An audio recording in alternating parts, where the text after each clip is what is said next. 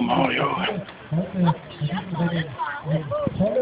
Ein schöner Abschluss, den wir dann hoffentlich auch am Ende dann Mittelrennen der Männer erleben können. Und dann wird tatsächlich am nächsten Wochenende der am Skirennen das nächste Rennen, der in diesem Jahr am 9.9. Da werden wir mit Sicherheit noch viele Teilnehmer wiedersehen und da eben da auch die Gesamtkraft dieser Küren, die dann diesen Kampf in der Hauptebene da auch schöne Prämien kassieren und einen tollen Titel mitgeben. Also ich würde mich sehr freuen, nicht nur am nächsten Wochenende unsere Teilnehmer wiederzusehen, sondern auch im nächsten Jahr. Wenn es dann das dritte Jahr der neuen